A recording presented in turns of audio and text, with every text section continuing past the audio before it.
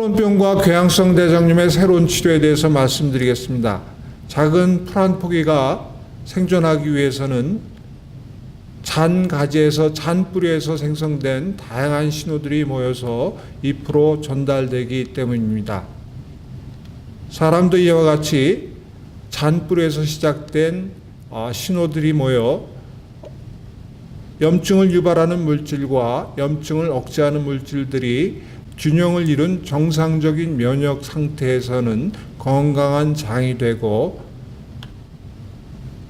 비정상적인 자극에 의해서 염증을 유발하는 물질이 증강된 상태에서는 크론병이나 궤양성 대장염 같은 병든 장이 되게 됩니다. 따라서 과거의 약물 치료는 정상적인 면역 체계를 몰랐기 때문에 두리뭉실하게 면역을 조절하는 약제들이 사용되었습니다. 그 중에 가장 대표적인 것이 스테로이드 제제입니다. 스테로이드 제제는 마른 땅에 내리는 한 줄기 소나기 같은 것으로 평가받았습니다.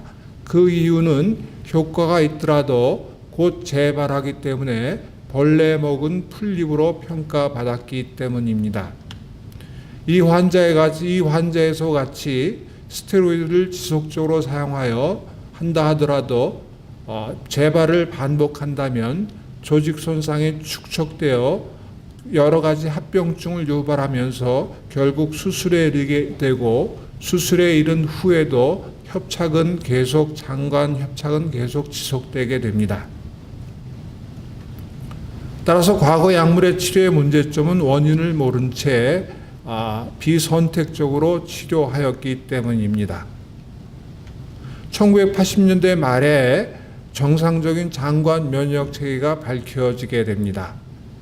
이를 정리하여 보면 장내 세균에서 자극받은 백혈구가 사이토카인이라는 물질을 생산하게 되고, 이 사이토카인에 의한 염증을 유발하는 시그널이 장관세포를 통하여 전달돼서 장에 염증이 유발된다는 것입니다. 따라서 현재 선택적 약물 치료는 과거의 스테로이드 같이 비선택적인 것이 아니라 잔뿌리에서부터 시작된 비정상적인 신호 전달을 찾아서 차단하는 것입니다. 이러한 원리에 따라 첫 번째 개발된 주사 약물은 인플릭시맵입니다. 인플릭시맵이란 TNF라는 염증을 유발하는 물질 하나만을 차단하는 약제입니다. 사이토카인 하나만을 차단하였지만 그 효과는 매우 놀라웠습니다. 매우 빠른 관의 유도 효과와 지속적인 관의 유지가 가능함으로써 조직 보존이 가능하였습니다. 이는 기존의 스테로이드가 계속 지속적인 사용에도 불구하고 조직 손상을 유발했던 것과는 대조적인 것입니다. 또한 이 약제에 대해서 처음부터 반응이 없었던 환자들이 많았고, 또한 이 약제를 반응이 있더라도 이 약제를 장기간 사용하다 보면 항체가 형성되게 돼서 항체 형성에 따른 반응 소실이 생기게 됩니다. 따라서 처음부터 반응이 없었던 환자들과 사용 중에 반응 소실된 환자들을 위하여 새로운 약제 개발이 필요하게 되었습니다. 이후의 연구들은 TNF 하나만으로서 성공한 그런 연구에 기초하여 여러 가지 하나의 사이토카인을 억제하는 여러 임상 연구들이 진행되었으나 번번이 실패하였습니다. 따라서 새로운 약물 치료의 원칙은 여러 가지 사이토카인을 동시에 억제하는 물질을 차단하는 것입니다. 따라서 지금부터는 이러한 원칙에 의해 개발된 우리가 사용하고 있거나 곧 사용할 수 있는 3개의 약물에 대해서 말씀드리겠습니다. 첫 번째 주사 약물은 사이토카인을 생산하는 백혈구의 이동을 막는 약제로서 치료 효과는 인플릭시맵과 유사하였습니다.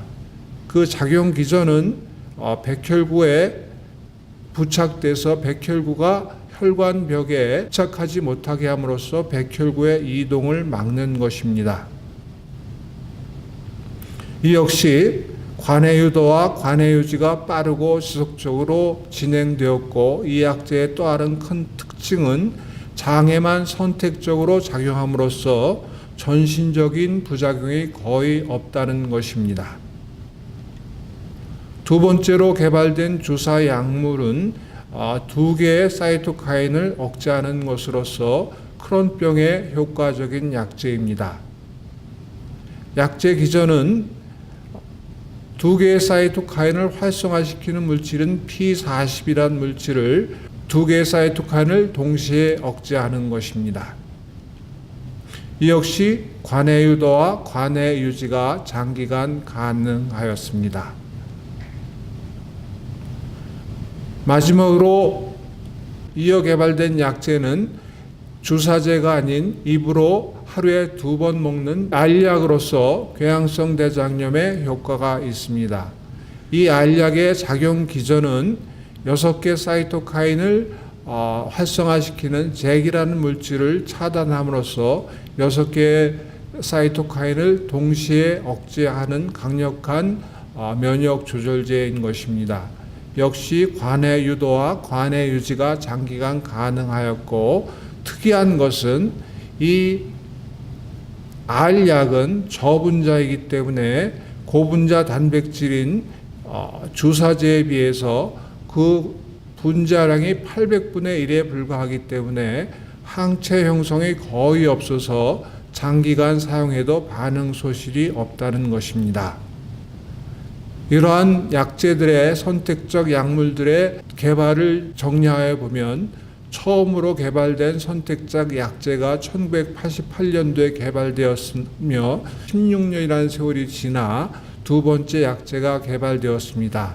그러나 이후에는 2년마다 연속적으로 새로운 약제들이 개발됨으로써 새로운 약제들의 개발이 매우 빠른 속도로 진행되고 있음을 알 수 있습니다. 이 약제들 이외에도 더 많은 약제들이 계속 개발되고 있습니다. 따라서 향후 자신이 지속적으로 관해를 유지할 수 있는 약제, 즉 맞춤 치료가 지금 완성되어 가고 있는 것입니다.